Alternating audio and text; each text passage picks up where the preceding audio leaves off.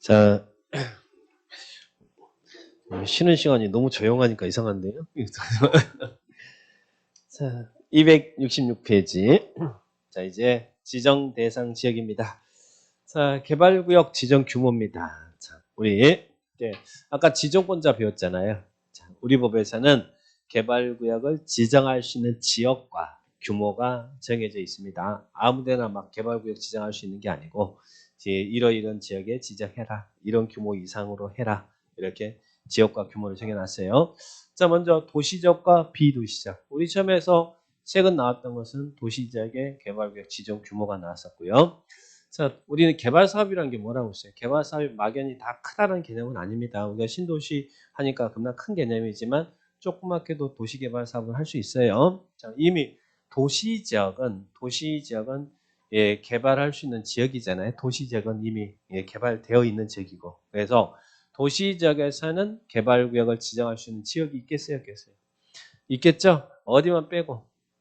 도시 안에는 주상 공록이 있잖아요. 근데 당연히 주거지역, 상업지역, 공업지역은 당연히 도시 토지 용지니까 개발구 시작할 수 있을 것이고, 녹지지역이 문제죠. 녹지지역은 보존 녹지, 자연 녹지, 생산 녹지 있는데 어디는 개발구역 안 된다고 했어요. 보존 녹지는 개발 금지라 그랬잖아요. 그러니까 보존 녹지는 안 나오는 거 여기서. 자, 그러면 개발구역을 지정할 수 있는 지역과 규모가 나오는데 이 주거지역, 상업지역이 개발구 시작할 수 있어요. 그리고 또 자연 녹지지역에다 지정할 자연 녹지는 당연히 개발할 수 있는 녹지지역이니까 생산 녹지지역은 개발을 원래 유보할 필요가 있는 지역이었잖아요. 근데 생산 녹지지역은 전체 면적 중에 생산 녹지지역이 차지하는 부분이 30% 이하인 경우에 한한다. 자, 그럴 때 개발구 시정할 수 있는데 이때는 면적이 얼마예요? 1만 제곱미터 이상. 1만이면 커요, 작아요? 1만이면 우리가 계산해보면 면적이랑 가로 곱하기 세로인데 1만이 나오려면 얼마야 돼요? 가로 곱하기 세로가 얼마야 돼? 100m, 100m잖아요. 100m가 100m 하면 1만이 나오잖아요. 그러니까 머릿속에 1만이다 그러면 큰 개념, 그렇게 큰 개념은 아니잖아요. 가로가 100m, 세로 100m면 1만 제곱미터잖아요. 그러니까 그렇게 큰 건 아니구나. 우리가 생각한 것보다 큰 건 아니구나. 그죠? 주거적, 상업적, 자연녹지, 생산녹지는 1만 제곱미터 이상이면 그러니까 이게 단지 개념이겠잖아요. 아까 개발 사업이라는 게 단지 시가 조성한 사업이라고 했으니까 주택단지 조성할 수도 있고 업무단지 조성할 수도 있고 상업단지 조성할 수도 있고 공업단지 조성할 수도 있잖아요. 그것도 도시개발 사업이에요. 개발법에 사업을 하면. 근데 공업적은 그런데 공업적은 규모가 커야 되잖아요. 공장들을 써야 되니까. 공단지역이니까. 공업적은 얼마 이상요? 3만 제곱미터. 그래서 도시적은 1만 3만이에요. 개발구역을 지정할 수 있는 지역과 규모가 이렇게 나왔어요. 그러나 보존녹지는 개발구역 지정이 안 된다. 그래서 보존녹지는 1만 제곱미터 이상으로 개발구역 지정한다. 그러면 틀려요. 자, 그래서 도시적이고. 근데 문제는 도시가 아닌 적이죠. 도시가 아닌 적을 도시를 만들어야 되잖아요. 도시가 아닌 적은 도시를 만들어야 되잖아요. 그러니까 도시가 아닌 지역에서는 개발구역을 지정할 때 도시를 만들어야 되니까 규모는 1만 3만 갖고는 택도 없죠. 도시가 아닌 지역은 개발구역 지정할 때 규모는 30만 제곱미터 이상 돼야 됩니다. 30만 제곱미터 이상. 30만이 뭐 큰 개념이죠. 30만 제곱미터 이상이다. 도시가 아닌 지역에서는 개발구역 지정할 때 30만 이상입니다. 다만 아파트나 연립주택의 건설계획 포함되고 그리고 이제 여러 가지 조건, 초등학교 용지가 확보되고 도로 조건 확보되고 그러면 규모는 얼마 이상이어도 된다고요. 10만 제곱미터 이상이어도 된다. 그래서 도시 지역에서는 1만 3만, 도시가 아닌 지역은 30만, 10만. 개발구역 지정 규모 체크를 딱 하시기 바랍니다. 자, 그런데 여기서 이제 보실 것은 우리 법에서는 개발구역을 지정할 수 있는 지역과 규모가 이렇게 나와 있잖아요. 근데 주상공이야. 주상공이 아니면 개발구역을 지정할 수 있다 이렇게 정해놨잖아요. 근데 이 지역은 주상공이 아닌 자연녹지, 생산녹지, 도시적, 외지역에서는 이런 규모로 개발구역을 지정할 때는 좀 태클이 들어오네. 자연녹지, 생산녹지, 그리고 도시적, 외지역. 아까 1만, 1만, 여기는 30만 그랬잖아요. 이런 지역에서 아까 위에 있는 규모로 개발구역을 지정할 때는 태클이 들어요. 뭐라고? 당해 지역의 광역도시계획이나 도시군 기본계획에 의해서 개발이 가능한 지역에서만 개발구역을 지정해야 된다. 어느 지역에서는요? 자연 녹지, 생산 녹지, 도시적 외의 지역에서 위에 개발구 지정할 수 있는 지역 중에 자연 녹지, 쉽게 말해서 주상공이 아닌 지역이잖아요. 그런 지역에서는 광역도시나 기본계획에 의해서 개발이 가능한 지역에 대해서만 개발구역을 지정해야 된다라고 태클이 들어옵니다. 그런데 만약에 근데 이런 자연녹지나 생산녹지나 도시적 외의 지역에 선행 이런 광역 기본에 의해서 개발이 가능하도록 이렇게 되어 있을 때만 거기에다 개발구역 지정할 수 있잖아요. 근데 만약에 이 지역에 자연녹지, 생산녹지, 도시적 외의 지역에 광역도시계획이나 기본계획 없이 개발구역을 지정하려면 그때는 법에서는 어느 지역에 이 지역 중에서 어느 지역에다만 개발구역을 지정하라고요. 자연 녹지 지역하고 그리고 도시적 외의 지역에서 개발 가능한 땅이 어떤 땅이라고 했어요? 계획관리 지역이라고 그랬잖아요. 그래서 만약에 자연 녹지, 생산 녹지, 도시적 외의 지역에 계획 없이 개발구역을 지정하려면 그때는 자연 녹지 지역과 계획관리 지역에다만 개발구역을 지정해야 된다. 그래서 여러분 돈 되는 땅이 무슨 땅이 돈 된다는 이야기예요. 자연 녹지와 계획관리 지역이 돈 된다는 이야기잖아요. 여기는 계획이 없어도 필요하면 위에 있는 규모로 개발구역 지정할 수 있다 그랬잖아요. 그러니까 여러분 땅 사시려면 미래 투자 가치 생각한다면 자연 녹지와 계획관리 지역이 돈 되는 땅이구나 이렇게 이해하셔야 됩니다. 자, 이렇게 보시면 되겠어요. 그런데 우리 방금 전에 지금 개발구역을 지정할 수 있는 지역과 그리고 규모 이렇게 지금 보고 있잖아요. 그런데 자 이제 봅니다. 여기가 계획관리 지역이에요. 자 계획관리 지역에다가 도시 개발구역 지정할 수 있어요 없어요? 계획관리 지역에 지정할 수 있죠? 아까 지정할 수 있었잖아요. 근데 여기는 지정할 때 얼마 이상 돼야 돼? 여기 도시적 외의 지역이잖아요. 도시적 외의 지역이니까 얼마 해야 돼요? 30만 이상 되게 해야 될 거 아니에요. 계획관리장 도시적 외의 지역에서는 앞에서 30만 이상이 한다고 했으니까. 그죠? 단 여기는 이제 뭐 이런 광역 기본이 없어도 여기는 개발구역을 지정할 수 있는데 규모는 맞춰야 될 거 아니에요. 아까 개발구 규모 1만, 3만, 30만, 10만이라고 했으니까 30만 이상이 돼야 됐죠? 자, 그런데 자, 이제 이런 적은 이 개발구 지정할 수 있는 지역과 규모가 있는데 이 규모 적용을 받지 않고 규모 제한을 받지 않고 개발구역을 지정할 수 있는 지역도 있대. 자, 오른쪽이가 3번에 지정 요건의 적용 배제 나차. 자, 보니까 계획관리지역은 30만인데 여기에 이 계획관리지역 안에 칠학지구가 지정돼 있대. 그러면 칠학지구에서는 30만이 아니어도 개발구역 지정할 수 있대. 칠학지구에서는 규모 제한 없이 개발구역 지정할 수 있어요. 자, 그리고 또 여기 계획관리지역에다가요. 개발진흥지구가 지정돼 있대. 그러면 개발진흥지구는 30만이 아니어도 개발진흥지구는 규모 제한 없이 개발구역을 지정할 수 있어요. 자, 그리고 또 여기가 계획관리지역에 지구단위 계획구역이 지정돼 있대요. 지구단위 계획구역이 지정됐으면 여기는 규모 제한을 받지 않고 개발구역을 지정할 수 있다. 그래서 규모 제한에 상관없이 개발구역을 지정할 수 있는 지역이 어디라고요? 치계지. 칠학지구, 개발진흥지구, 지구단위 계획구역에서는 규모 제한 없이 개발구역 지정할 수 있어요. 치계지. 그래서 치하면 개돼지. 치하면 개돼지. 제가 치하면 개돼지입니다. 자, 그래서 술을 안 마십니다. 치하면 개돼지. 치하면 막 집이 온 동네가 다 제 집이에요. 막 길거리에서 자고 막 그래요. 그러니까 통제가 안 되는 사람이에요. 치하면 개돼지, 치개지 이렇게 정리합니다. 네, 이런 규모 제한 없이 개발 시행할 수 있다는 이야기예요. 규모 제한 없이. 그리고 또 국장이 자 여기 계획관리적인데 원래 30만이잖아요. 근데 관중과 협의하여 지정한 점, 관계중앙 행정기관장과 국가균형발전에서 관중과 협의하여 지정한 지역은 원래 계획관리적은 30만이지만 여기는 규모 제한 없이 개발 시행할 수 있다. 그죠? 근데 여기도 어디는 안 된다고요. 어디는 자연환경 보전 지역은 제외한다. 항상 관중과 협의하여 지정한 지역 나오면 어디든 자연환경 보전 지역은 제외한다. 그죠? 자연환경 보전 개발 시행 안 된다 이 말이잖아요. 그러니까 이런 분들 규모 제한 없이 개발 시행할 수 충분히 문제 구성할 수 있잖아요. 다음 중 규모 제한 없이 개발구역을 지정할 수 있는 지역이다. 해당하지 않는 것은 1번 실업지, 2번 개발진흥지구, 3번 도시적 외의 지구단위 계획구역, 4번 국가균형발전을 위해서 관중과 협의하여 지정한 계획관리지역. 자, 5번 자연녹지지역. 몇 번요? 5번이죠. 자연녹지는 아까 1만 이상이어야 된다고 그랬잖아요. 1만 이상. 그죠? 그래서 얼마든지 문제를 구성할 수 있습니다. 자, 이렇게 정리를 딱 합니다. 예, 267페이지 그 지정 요건의 적용 배제. 그래서 그 부분 체크하시고 그 다음에 자 여러분 효율적인 도시 개발을 위해서는 개발구역을 분할할 수도 있을까요? 지금 방금 전에 개발구역 지정할 수 있는 지역과 규모를 뵀는데 개발구역을 이렇게 지정했던 것을 이렇게 분할할 수도 있나요? 분할할 수도 있어요. 그리고 또 서로 떨어진 지역을 이렇게 결합시킬 수도 있을까요? A지역, B지역 개발구역을 결합시킬 수도 있을까요? 개발구역을 분할할 수도 있고 떨어진 지역은 결합해서 개발구역을 지정할 수 있어요.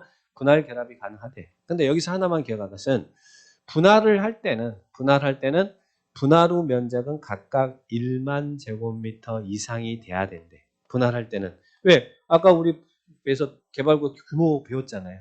그러면서 최소 기준은 1만이었잖아요. 그러니까 분할할 때는 분할 후 면적은 각각 얼마 이상이 돼야 된다고요?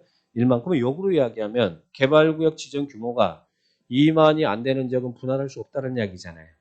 분할 후 면적이 각각 1만 제곱미터 이상이어야 되니까 최소한 이 분할하려면 이 구역의 규모가 2만 넘어야 2만 이상이 돼야 분할할 수 있다는 이야기죠. 그래서 개발구역은 분할과 결합도 가능한데 분할할 때는 분할 후 면적은 1만 제곱미터 이상이어야 된다. 이렇게 밑에 개발구역 분할 결합 나와 있습니까? 자, 그 정도만 체크하시고 밑에 규모가 출제됐고요. 자, 그러면 지정 규모 이런 거 시험에 나오면 그냥 맞출 수 있겠죠? 자, 그래서 도시개발법 이런 부분들은 어려운 부분 아닙니다. 그럼 나오면 틀리시지 마시고 자, 그러면 이제 개발구역을 지정하는 절차 보겠습니다. 여기도 간단하게만 처리하시면 돼요. 자, 이 지역에다가 도시 개발하겠다. 그래서 이 지역에다가 아직 도시가 안 된 이 지역을 검단 신도시 만들겠다. 그래서 개발구역을 지정하려고 그래요. 개발구역 계획관리지역에다가 구역 지정해서 여기다가 이제 도시를 만들 거예요. 자, 만들어서 이 안에다 이제 택지기반에서 주상공동 나누고 막 할 거예요. 이쁜 도시를 만들 거예요. 개발구역을 지정할 때는 이러이러한 행정 절차를 거쳐서 지정합니다. 자, 먼저 첫 번째는 개발구역 지정할 때 기초조사가 나오네. 근데 거기 기초조사는 여기서 이제 시행자가 되고자 하는 자가 우리 앞에서 배웠던 게 개발구역 지정 배웠고, 지정 요청 배웠고, 지정 제한 배웠죠. 그래서 시행자가 되고자 하는 자가 개발구역을 지정하거나, 지정을 요청하거나, 지정을 제한하고자 할 때 미리 가서 이 지역의 토지, 건축물, 공작물에 관한 사항을 조사하고 측량할 수 있대. 그러면 기초조사 측량하는 게 기초조사잖아요. 근데 기초조사를 하해한다고요? 할 수 있다고요? 할 수 있다 이렇게 나왔네. 할 수 있다. 근데 왜 조사 측량할 수 있다 임의적 절차다라고 이렇게 한번 살짝 강조를 했을까? 그 이유는 우리 국토계획법에서 광역도시 수립하고 기본계획 수립하고 관리계획 위반할 때 다 기공지수, 기혈지수 하면서 다 기초조사 했잖아요. 근데 국토계획법에서 계획 수립한 기초조사는 필수적 절차였잖아요. 그래서 국토계획법에서는 조사 측량 하여야 한다 그랬잖아요. 근데 도시개발법에서는 구역을 지정할 때 조사 측량할 수 있다. 그래서 하여야 한다가 아니라 할 수 있다. 근데 국토계획법의 기초조사는 강행 규정인데 도시개발법의 기초조사는 임의 규정이라는 이야기예요. 하여야 한다가 아니라 할 수 있다. 그래서 거기 맨 끝에 조사 측량할 수 있다 그랬잖아요. 그죠? 근데 이 기초조사는 누가 한다고요? 시행자 또는 시행자가 되고자 하는 자가 미리 가서 조사 측량할 수 있다는 이야기예요. 미리 가서 시행자 또는 시행자가 되려고 하는 사람이 미리 가서 조사 측량할 수 있다. 자, 그러면 이제 기초조사하고 그리고 개발구역을 지정할 때 여기다 이제 개발구역 지정할 거예요. 자, 지정할 때 여러분 의견 들어봐야겠어요? 의견 안 들어도 되겠어요? 자, 내 지역이, 내 땅이 이 구역 안에 들어가는지, 검단 신도시 지역에 들어가는지, 안 들어가는지 중요합니까? 안 합니까? 중요하죠. 인생이 바뀔 수도 있는 문제인데. 그죠? 우리에게 굉장히 중요하잖아요. 그러면 개발구역을 지정하는 지정권자. 아까 지정권자가 누구였어요? 국장, 시도지사, 대도시장이죠. 그리고 또 시장 군수구청장은 뭐 할 수 있었어요? 시장 군수구청장은 지정 권한은 없고 시도의사에게 개발구역 지정해달라고 요청할 수 있었죠. 예, 지정권자가 개발구역을 지정하거나 시장 군수구청장이 지정을 요청하고자 할 때는 공람 또는 공청회를 통해서 예, 주민과 관계 전문가의 의견을 들어야 된다. 이렇게 주민 의견 청취 규정이 있습니다. 자, 거기 있는 1번, 이 밑에 2번 주민 등의 의견 청취. 국장, 시도의사, 대도시 시장이 개발구역을 지정하고자 할 때나 또는 대도시 시장이 아닌 시장군수구청장이 지정을 요청하고자 할 때는 이게 지정권자가 지정하거나 시장군수구청장이 지정을 요청하고자 할 때는 공람이나 공청회를 통해서 주민과 전문가의 의견을 들어야 된다. 그죠? 그래서 의견 들어서 제시대견이 타당하면 반영해야 된다. 그런데 경면 변경은 생략할 수 있다. 또 이제 경미가 나오죠. 경미 나오는데 거기까지는 패치. 자, 그다음에 그러면 이제 오른쪽 가볼까요? 구체적으로. 자, 주민의 의견 청취입니다. 자, 공람은 공개 열람을 이야기해요. 그래서 원칙은 주민 의견 청취 방법은 공람을 통해서 하는 거예요. 공람. 근데요, 국장이 바빠요, 안 바빠요? 시도의사 바빠요, 안 바빠요? 실제 사업이 시행될 지역은 시장군수구청장이잖아요. 그래서 그 지정권자가 국장이나 시도의사면요, 시장군수구청장에게 관계서를 송부해 주는 거예요. 그러면 시장군수구청장, 또 시장군수구청장이 요청할 때 드려야 되잖아요.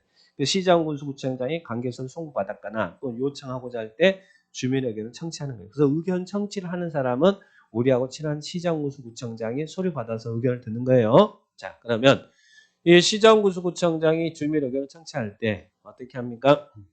의견 듣기 위해서 우리는 공람을 시킨다는 거예요. 공람이 열람이잖아요. 열어서 보게 한다는 이야기예요. 열어서 보게. 그러면 열어서 보게 하려면 어떻게 해야 돼? 알려줘야 내가 뭐 가서 이 시청 대회의실에 가서 열어서 보든지 뭐 하든지 할 거 아니에요.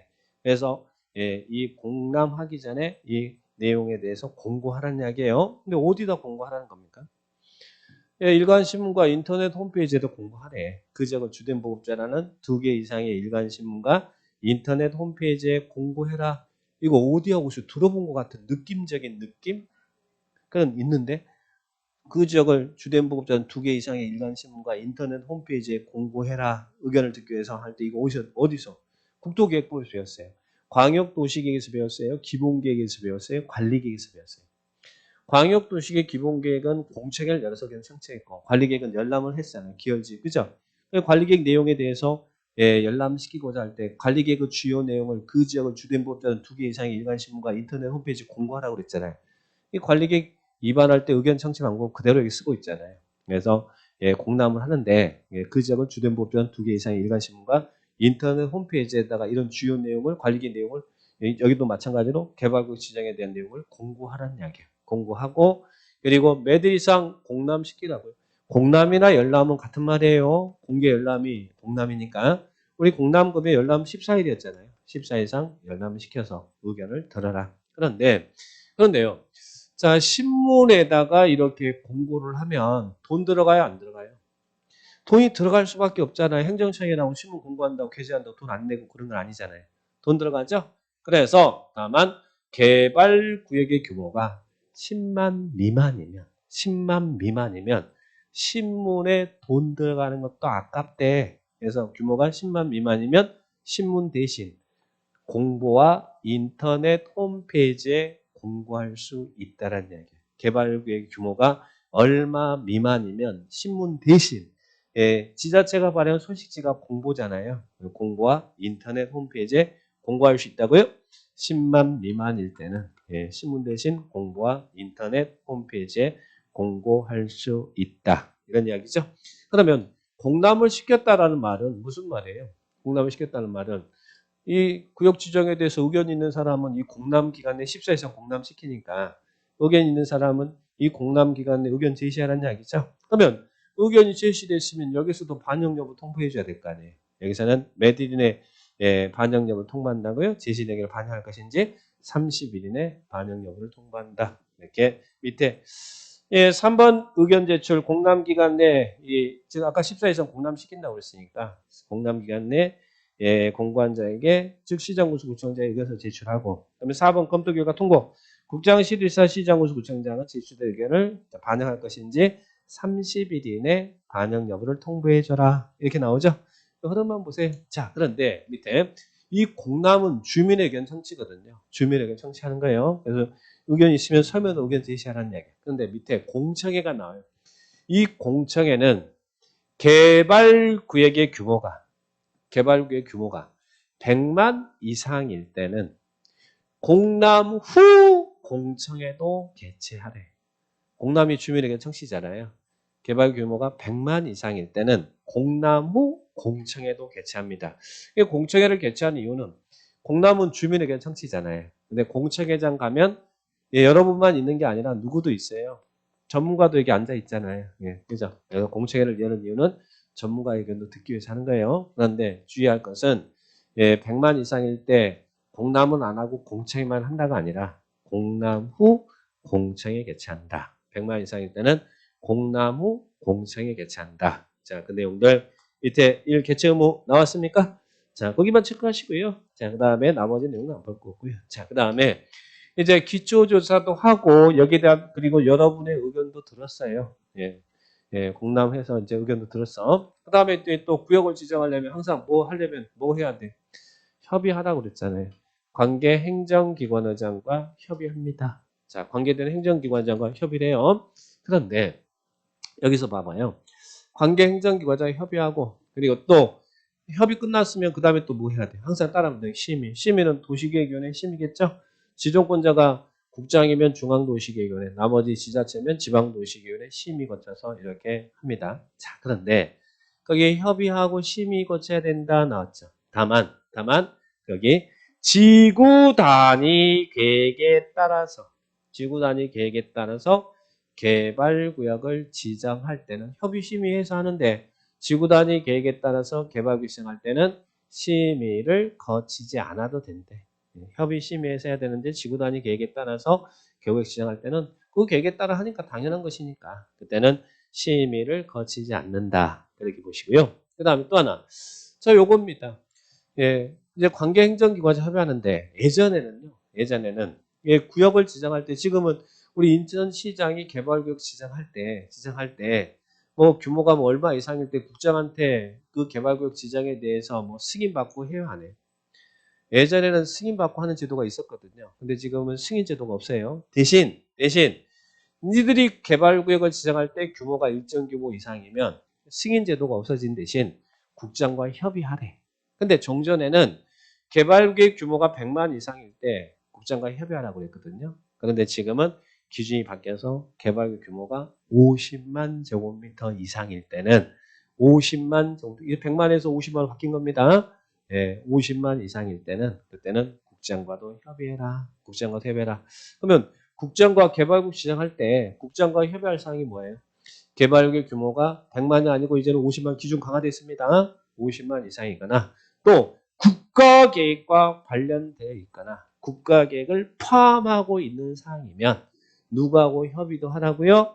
국장과도 협의해라. 그래서 거기에 있는 100만이 50만으로 개정이 됐습니다. 그래서 이 부분들 50만 이상일 때는 이때는 국장과도 협의하고 국가계획과 관련됐거나 국가계획 포함하거나 이런 사유가 발생하면 국장과도 협의합니다. 이렇게 기억을 하시고요. 그러면 이렇게 개발구역을 지정할 때 이런 행정 절차를 거쳐서 기초조사하고 주민에게 청취도 하고 협의도 하고 심의도 해서 개발구역을 딱 지정했어요. 누가 지정하라고요? 지정권자는 이미 배웠잖아요. 여기 개발구역 인천시에서는 누가 한다고요? 우리 인천시장 도시시장이 하잖아요. 개발구역 시장은 시도지사 그리고 대도시시장이 지정하죠. 그런데 중국집 천장에 불 그럴 때는 국장이 지정하죠. 그래서 개발구역 지정권자는 국장, 시도지사, 대도시장이 하잖아요. 그럼 지정했으면 뭘 해야 돼? 여기에 개발구역 지정됐습니다. 검단 신도시 이 지역 만들 계획입니다. 마곡지구 만들 겁니다. 위례 신도시 만들 겁니다.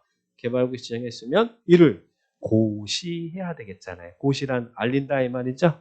그러면 지정권자가 시도지사, 대도시장이면 지자체가 발행한 소식지가 뭐라고 했어요?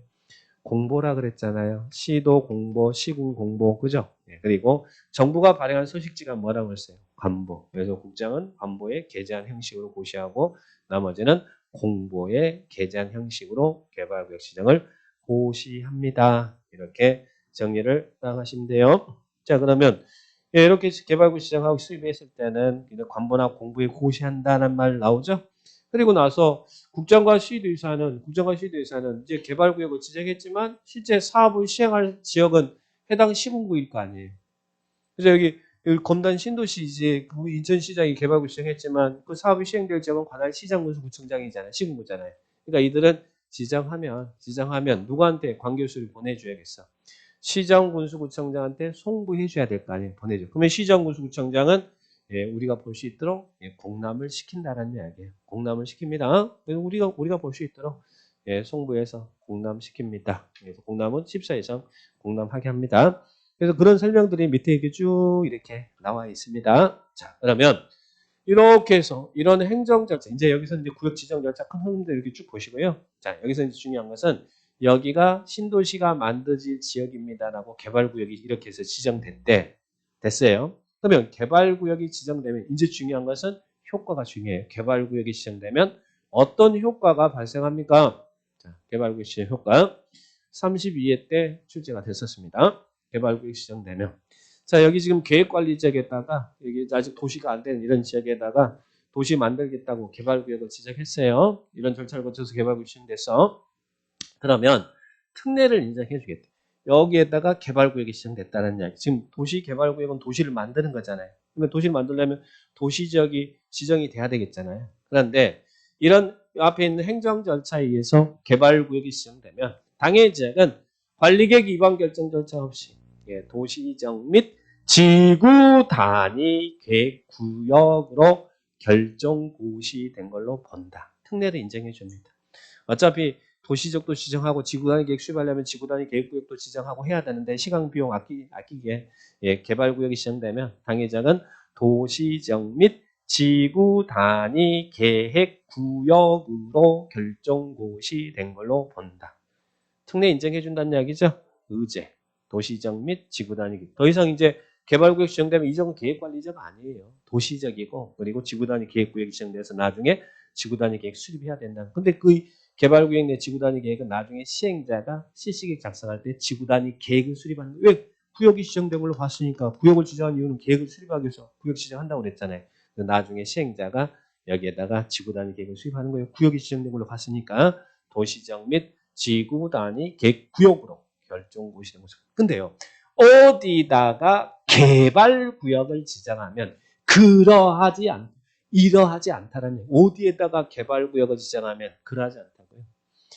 어디? 칠학지구나 도시적 외의 지구단위 계획구역에다가 개발구역을 지정하면 그러하지 않다는 얘기예요. 도시적 및 지구단위 계획구역에 결정고시된 것을 보지 않는다는 이야기예요. 그래서 어디는 제외한다고요? 칠학지구와 도시적 외의 지구단위 계획구역은 제외한다. 특례를 인정하지 않겠다. 그죠? 그래서 이런 부분들 체크하시고. 자, 그러면 자, 여러분 도시적과 지구단위 계획구역은 우리 국토계획부에서 봤던 뭐예요? 도시군 관리계획의 내용이죠. 지구기사지 하는 거잖아요. 도시군 관리계획 내용이죠. 그럼 우리 국토계획법에서는 이런 관리계획이 결정고시되면 후속 조치로서 뭘 해야 돼? 이 결정된 내용에 대한 지용도면 작성하고 고시해야 되잖아요. 그래서 관리계획 결정 효력은 그 지용도면을 고시한 날부터 효력이 발생한다고 그랬잖아요. 그죠? 거기까지 기억나시죠?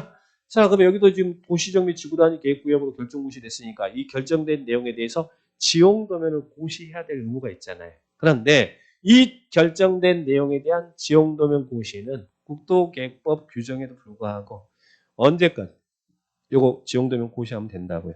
사업 시행 기간 내 가능하다. 그래서 거기 지용도면 고시의 특례가 나오죠. 자, 보니까 도시지역과 지구단위 계획구역으로 결정 고시된 지역으로 보는 사항에 대해서는 관리계획에 대한 지용도면은 국토계획법 규정에도 불구하고 그리고 그 사업 시행 기간 내 할 수 있더라. 사업 시행 기간 내 할 수 있더라. 이렇게 체크를 하시면 되겠죠. 자, 그러면 이제 중요한 것은요. 자, 이것들은 중요하지만 중요한 것은 뒷장입니다. 자, 개발구역이 지정됐어. 여기 이제 도시 개발하겠다고 개발. 자, 이제 도시개발하기 이쁜 땅 만들겠다고 개발구역을 딱 지정해. 그러면 자, 여러분 사시는 지역에 여러분은 이제 이 개발구역 여기서 지금 여기 농사 짓고 있거든요. 배추 심어 놓고 상추 심어 놓고 이렇게 이제 농사 짓고 있는데 여기가 도시 개발이 되는 신도시가 개발되는 지역이라고 구역이 딱 지정됐어. 그러면 여러분 여기 지금 배추도 심어 놓고 상추도 심어 놨는데 여러분 사시는 지역에 도시 개발 구역이 지정됐어요. 그럼 여러분은 그냥 가만히 있을까요? 아니면 뭔가 노력을 할까요? 여기 배추 심어 놓고 상추 심어 놨는데 개발 구역이 딱 지정돼. 그럼 어떻게 해야 돼요? 어떻게? 이제 밤에 가야죠. 밤에 가서 다 가가지고 배추, 상추 뽑아야죠. 뽑고 여기다가 뽕나무 심고 뭐 심고 뭐 심고 막 해야지. 왜? 배추, 상추로 나중에 보상받으면 조금 받으니까. 근데 여기다가 막 뽕나무 심어놓고 비싼 나무 심어주면 여기다가 보상받 이걸로 받을 거 아니에요. 보상가격이 겁나 많을 거 아니에요. 그죠? 이렇게 하시는 분 계세요? 안 계세요? 아, 계세요? 예, 자, 예, 계셔. 자, 이렇게 하지 마세요. 네, 이제 또 이런 사람도 양반이야. 자, 어떤 사람, 또 어떤 사람. 여기 이제 전답 이렇게 있는데, 배추, 상추 이렇게 있는데, 여기에다가 포크레인 가지고 가가지고요. 자, 막 이렇게 다 갈아엎어버리죠. 갈아엎어가지고 딱 평지 막층 만들어 놓고 컨테이너 박스 몇 개 갖다 놔. 컨테이너 박스 갖다 놔. 예? 왜 그래요? 왜 그렇게 살아요? 왜 그래? 왜 그래? 나 여기서 이 컨테이너에서 주택 짓고 살고 있었으니까 나중에 주택으로 보상해 주래. 주택으로. 주택이 되면 어마어마한 효과가 있는 거 아세요? 만약에 이게 수용 방식으로 사업을 하잖아요. 그러면 이제 수용 방식은 온 주민들 다 쫓아보내잖아요. 보상을 지급하고 다 나가라고 하잖아요. 그래서 택지개발서 책이 시행자 분양하는데, 근데 주택이 되면 여기서 조상대도로 몇 대째 이게 살고 있는데 내가 이게 수용 방식으로 개발 사업 실시한다고 해서 나가라고 그러면 보상금 받고 나가라고 한다면 여러분 어때요? 예? 이제 조상대도 살던 삶의 터전인 공간인데 여기를 쫓아버린다 나가라고 한다면 여러분 나가겠습니까? 물론 보상금 많이 주면 나갈 수도 있죠. 그지만 이 정신적인 이 피해는 어떻게 할 겁니까? 삶의 터전이 없어졌는데. 그래서요.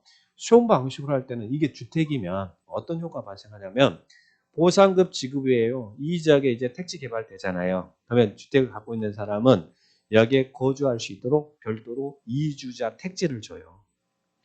이주자 택지를 준다는 이야기예요. 이주자 택지를. 근데요. 이주자 택지를 주는데 이게 상가주택을 주거든요. 좀 살 수 있도록 할 수 있도록 상가주택을 주는데 문제는 봐봐요.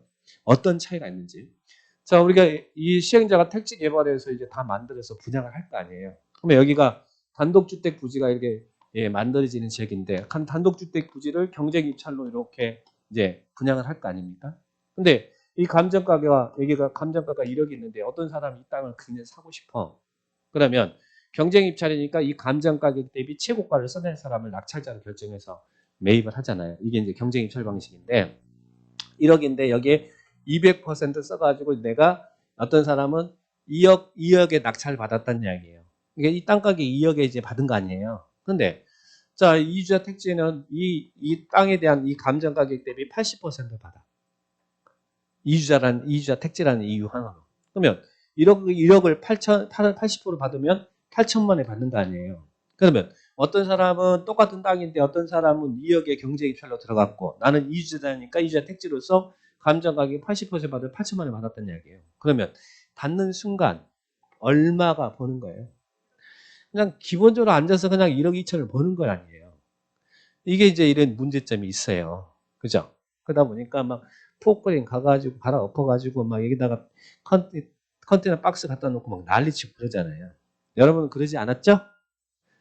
그렇게 하시지 않았죠? 네. 자, 그래서 이제 개발구역이 시행되면 강한 드라이브가 들어가야 되는 거예요. 행위 규제가 이루어진다는 거예요. 그래서 이 안에서는 이런 행위를 할 때는 허가받아서 해라 라고 7가지 규정이 쭉 나와요. 근데 우리 국토계획법에서는 개발구역이 안 돼도 여러분 우리 6가지 토건을 족보하면 형을 받는다. 그런 행위를 할 때는 난개발 막지수 관할구역 허가를 받아야 되잖아요. 근데 개발구역이 시행되면 그 행위 규제가 더 강화되고 추가된다는 이야기 여기가.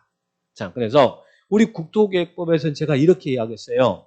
토건을 적분하면 형을 받는다는 말 했어요. 근데 여기는 토건을 적분하면 형 벌을 받는다. 자, 요 놈이 하나 살짝 들어오네. 우리 국토기획부에서는 요거잖아요. 근데 여러분이 이런 행위를 개발행 할 때는 허가를 받아야 되잖아요. 그죠? 그렇지만 여기는 더 그 기준이 국토기획법의 기준이 여기서 그대로 적용되기도 하고 강화되기도 하고 추가되기도 하고 난리가 납니다. 자, 하나씩 볼까요? 이 개발구역 안에서는 이 안에서 건축물을 건축할 때는 허가받아라. 근데 뭐 또 포함해? 가설 건축물도 허가받아라. 개발구역 지정되기 전에는 뭐 이렇게 뭐 허가도 있고 신고도 있고 막 가건물 같은 경우는 그냥 하기도 하고 그러는데 개발구역에서는 그 알짜로 허가를 받으라는 얘기잖아요. 그리고 또 이 안에서 건물을 대시선하는 것도 허가받아라. 용도 변경도 허가받아라. 기준이 막 강화되고 있어요. 건축 가건물 포함 대시선 용도 변경 허가받습니다. 자, 그리고 또 공작물 설치. 공작물 설치가 뭐예요? 우리 국토기획부에서 배웠잖아요. 인공을 가해 제작하는 시설을 공작물 설치. 그 공작물 설치. 여기서도 개발구역에서는 국토기획부에 있는 공작물 설치할 때도 허가를 받아라. 허가 받아요. 그 다음에 세 번째, 형질 변경. 형질 변경이 뭐였어요? 절토, 성토, 정지, 포장 등의 형상을 변경 행위. 공유수면 매립. 이걸 퉁쳐서 다 형질 변경이라고 그랬죠? 여기서도 절토, 성토, 정지, 이런 거, 포크레인 가가지고 막 깎고 막 난리 치면 안 된다 이 말이야 지금. 절토, 성토, 정지, 포장 등의 형상을 변경 행위, 공유수 매립 이런 행위 허가 받아라. 허가 받아라. 그리고 토속 채취. 토속 채취는 뭐예요? 흙모래, 자갈바위 등 채취하는 걸 토속 채취라고 그랬죠? 근데 거기 무엇은 제한다고 써요? 형질 변경을 수반하면 형질 변경으로 받아라. 그죠? 그래서 이제 순수하게 흙모래, 자갈바위 채취하는 토속 채취. 예, 그리고 토지 분할. 자, 우리 국토기획법에서는 여러분이 어디서 분할할 때 허가를 받아요? 분할 전에. 녹관, 농자, 기획부동산 땅 쪼개기 막기 위해서. 또 건축법엔 분할 제한 면적 미만으로 분할. 뭐 그럴 때 허가 받잖아요. 근데 여기서 그거 따지지 말고 분할할 때 허가를 받으라는 얘기예요. 분할을 허가를 받아라. 분할 허가를 받아라. 그래서 32회 때는 이 개발행위 허가 대상이 아닌 것은 분할은 허가 사항이지만 합병은 허가 대상은 아니죠. 합병은 투기적 목적으로 합병한 사람은 없거든요. 투기적 목적으로 분할하는 사람도 있어도 합병은 개발의 허가 대상이 아니에요. 자, 분할. 기준 강화돼. 그리고 또 물건을 쌓아두는 행위. 쌓아두는 행위는 뭐라고? 적치. 몇 월 이상, 1월 이상. 이전비 보상 문제 때문에 그래요. 1월 이상 쌓아둘 때는 허가를 받아라. 그럼 여기까지는 이 6가지는 국토기획법에 있는 개발행위 규정이 그대로 들어오기도 하고 이렇게 강화되기도 들어오기도 하고 그랬어요. 그런데 국토기획법에서 이거 없었잖아요. 나무 베고 심는 거. 중목의 벌채 식재 없었죠. 여기서는 나무 베고 심는 것도 허가를 받아라. 중목의 벌채 식재. 그래서 토건을 적분하면 형 벌을 받는다. 벌이 중목의 벌채 식재라는 이야기예요. 그래서 7가지에 대해서는 허가를 받아야 된다. 그죠? 근데 시험에는 자, 개발구역에서는 이런 행위에 대해서는 이 관할구역의 장한테 허가를 받아서 하는데 시험에서는 그럼 모든 이런 행위가 다 허가 대상입니까? 경매한 것은 허가 없이도 할 수 있습니까? 그래서 시험에 나오는 것은 허가사항이냐 허용사항이냐 이제 이렇게 비교하는 문제가 나올 거 아니에요. 그렇죠? 그러면 이 개발구역에서 토건을 적분하면 형 벌을 받는다. 그런 행위는 원칙은 허가사항인데 허가 없이 할 수 있는 경우도 있을까요? 허가 없이 할 수 있는 경우도 있을까요? 있죠. 어떨 때는 이 개발구역에서도 허가 없이 가능하다고요. 재해복구 재난수변 응급조치. 응급한 경우는 허가 없이 할 수 있대요. 응급하니까. 개발구역이라도 재해복구 재난수변 응급조치는 허가 없이 할 수 있어요. 자, 그 다음에 토건을 적분하면 형 벌을 받는다는데 경미한 사항은 허가 없이 할 수 있대. 그러니까 이 경미한 사항이냐 아니냐를 구분하는 겁니다.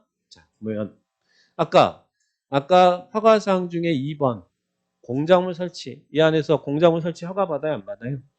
인공을 가해 제작하는 공작물 설치 허가사항이었죠? 허가사항인데 예, 농림수산물로 생산에 이용되는 간이 공작물은 허가 없이 가능하대. 그러니까 이게 비닐하우스라든지 뭐 이런 설치 같은 것은 허가 없이 가능해요. 그러니까 거기에 있는 허가사항 중에 2번 경미한 사항이 있다는 이야기예요. 자, 이거 공작물, 농림수산물 생산에 이용 간이 공작물. 자, 그 다음에 3번. 아까 예, 형질 변경 허가사항이었죠. 형질 변경할 때 절토하고 성토 허가 받으라고 했잖아요. 그런데 어떤 것은 경작을 위한 형질 변경은 허가 없이 가능하다. 지금 허가사항 중에 경미한 사항을 체크해보고 있습니다. 자, 그 다음에 토석 채취 허가사항이었습니까? 흙모래 작업의 채취 허가사항이었잖아요. 그런데 개발사업에 지장이 없고 경관 손상하지 않는 토석 채취 허가 없이 할 수 있다는 개발사업 지정용 공원 손상하지 않으면 토속 채취 허가 없이 가능하다. 그 다음에 아까 1월 이상 물건을 쌓아둘 때는 1월 이상 적지는 허가사항이었죠. 이전비 보상 문제가 발생하니까. 그런데 남겨두기로 결정한 대지 안에, 즉 존치하기로 결정한 대지 안에 물건을 쌓아두는 행위는 보상 문제에 따르지 않거든요. 그러니까 이것은 허가 없이 할 수 있다는 이야기예요. 자, 적지가 원래 허가사항이지만 이런 경우는 허가 없이 할 수 있어요. 개발구역에서도. 그 다음에 아까 중목의 벌채 식재 7번째. 나무 베고 심는 것 허가사항이죠. 그런데 무엇은 보상 문제가 따르지 않냐면 관상용 중목을 임시로 심는 것은요. 그 보상 안 합니다. 보상 안 하니까 그건 허용해 주겠대. 관상용 중목의 임시식재는. 그런데 관상용 중목의 임시식재는 여기서는 반전에 반전이 있으니까 조심하셔야 돼. 단 어디는 제한다. 경작지에서는 제외한다. 왜 경작지는 제외하냐면 경작지에다가 이거 심어놓으면요. 농작물이거든요. 실농 보상 문제가 발생해버려요. 그러니까 여기는 경작지는 제외한다 그러는 거예요. 경작지는 제외한다. 그러면 경작지에서는 허가를 받아야 된다는 이야기예요. 그래서 여기는 조심한. 여기는 경작과 관련된 것이 허용했잖아요. 여기는 허용했잖아요. 형질병의 공작물 설치는. 근데 여기는 반대로 경작지에서 심는 것은 허가를 받아야 되니까 조심하셔요. 관상용 중목 임식재는 허가 없이 할 수 있지만 경작지는 제외한다. 자, 그러면 허가사항 7가지 사항 중에 지금 경미한 사항이 5가지가 있잖아요. 2번 허가사항 중에 2번, 3번, 4번, 6번, 7번 경미사항 있죠. 그러면 허가사항 중에 7가지 중에 5가지 경미하면 2가지는 경미하지 않다는 이야기잖아요. 그 허가사항 중에 1번하고 5번은 이 1번하고 5번은 경미가 없습니다. 허가사항 중에 1번과 5번, 1번이 뭐예요? 건축물 건축, 가건물 포함, 대시선 용도 변경은 경미한 사항이 없다는 이야기예요. 5번 뭐예요? 분할. 건과 분은 토건을 적분하면 형벌을 받는다에 건과 분은 경미가 없어요. 항상 허가사항이에요. 1번 허가사항 중에 1번과 5번은 경미한 사항이 없다는 이야기예요. 1번 토건을 적분하면 형벌을 받는다에 그 건과 분 1번과 5번은 경미가 없다. 나머지들은 지금 다 경미한 사항이 있잖아요. 공작물 설치라든지 형질 변경, 토속 채취라든지 뭐 적치라든지 그리고 주목이 벌채 식재 경미한 사항이 있죠. 그래서 이걸 비교를 해 놓으셔야 됩니다. 예, 그 부분들 체크하시고. 그러면 또 한 가지 허가사항, 허용사항 정했고요. 자, 그다음에 또 하나는 그러면 개발구역 지정되기 전에 지금 내 땅인데 여기서 지금 내가 건축허가 받아서 지금 공사를 하고 있어요. 지금 공사를 하고 있어. 근데 여기가 개발구역이 지정돼 버렸어요. 그러면 기득권보 경과조치 인정할까요? 아니면 이 허가받아서 공사를 막 하고 있었는데 공사 열심히 하고 있는데 여기가 개발구역이 지정돼 버렸어요. 그럴 때 기득권을 인정할까요? 아니면 구역이 지정됐으니까 행위자는 소급해서 앞으로 하지 마라고 공사 중단시켜 버릴까요? 여러분 구역이 지정돼도 바로 사업하지 않는다고 그랬잖아요. 그래서 기득권은 어디든 다 인정합니다. 그래서 기득권보 경과조치를 인정해. 그래서 인허가 받아서 사업에 착수했다면 계속 공사할 수 있습니다. 할 수 있어요. 다만 구역이 지정되면 신고하고 하래요. 신고하고. 매일 이내에 신고하고요. 30일 이내에 신고하고 계속 공사할 수 있다. 그래서 신고해야 될 의무는 있다는 이야기예요. 기득권보 경과조치는 인정하지만 구역이 지정되면 매일 이내에 신고하고 하라고요. 30일 이내에 신고하고 계속 공사할 수 있다. 혹시 기억할까요? 우리 국토계획법에서도 여러분 땅의 관리계획 결정되면 기득권 인정했죠. 그래서 원칙은 별도 인가 허가 신고 없이 계속 공사할 수 있었잖아요. 거기 국토계획법에서는. 다만 그 결정한 내용이 시가와 주중구역 수산자원보호구역이면 그때는 계속 할 수는 있지만 거기는 신고하고 했죠. 시가 주중구역 수산자원보호구역은 삐리리 이내에 신고하고 계속 공사하라고 했어. 거기는 얼마예요?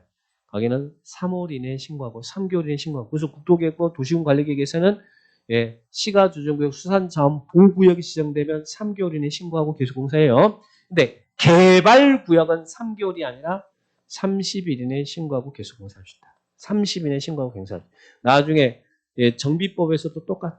재개발, 재구역, 정비구역 지정되면 거기서도 기득권 인정하는데 30일 이내에 신고하고 계속 공사. 그래서 개발구역, 정비구역은 30일 이내에 신고하고 계속 공사할 수 있어요. 근데 시가조정구역, 수산자원보호구역은 3개월 이내 신고하고 계속 공사할 수 있다.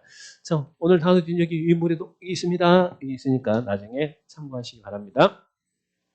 기득권 보호 관련된 사항들. 자, 그래서 요 부분들 체크하시면 되겠고요. 자, 그 다음에 이제 개발구역에서 뭐 거기 원상회복 뒤집기 당연한 이야기고. 그러면 우리 법에서 여러분이 개발구역 지정되면 이 안에서 토건을 족벌하면 형벌을 받는다 이런 행위를 할 때 허가를 받아야 되잖아요. 그럼 여러분 허가 신청해야 될 거 아니에요? 그럼 그 개발의 허가 신청이나 허가 기준이나 허가 절차 등에 대해서는 무엇을 준용하라고요? 국토계획법에 있는 개발행위 절차 기준 등을 준용하래. 준용한다는 말은 따르라는 이야기잖아요. 이미 국토계획법에서 일반적 개발행위에 대한 일반적 기준 배웠잖아요.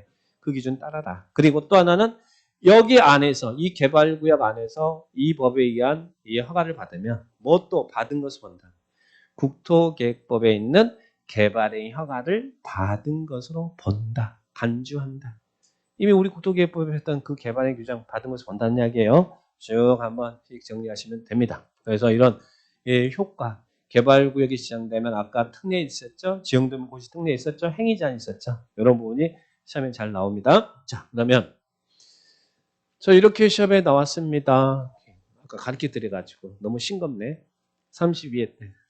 개발구역에서 허가를 받아야 할 행위로 명시되지 않는 것은 자 허가받을 사항 우리는 토건을 족분하면 형벌을 받는다. 그거 기억나시죠?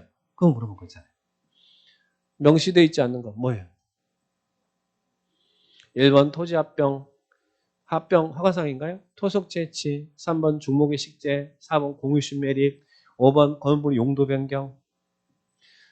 자 여러분 공유심 매립 있었어요 없었어요?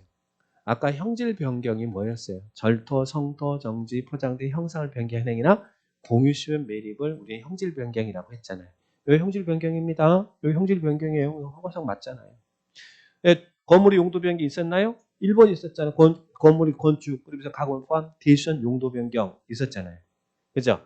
중목에 식재 있었나요? 식재, 심는 거하고 벌채, 베는 거 다 허가상이었잖아요. 자, 토속의 채취 있었나요? 있었죠. 토지 합병 있나요? 합병이 없고 분할이라고 그랬잖아요. 토건을 적분하면 형벌을 받는다. 그래서 합병은 허가사항이 아니다. 그죠? 합병은 허가사항이 아니다. 이렇게 체크를 하셔야죠. 토건을 적분하면 형벌을 받는다. 이렇게 체크하시고 자 이제 해제입니다. 자 뒤에 해제 나와 있습니다. 좀 쉽다 하죠.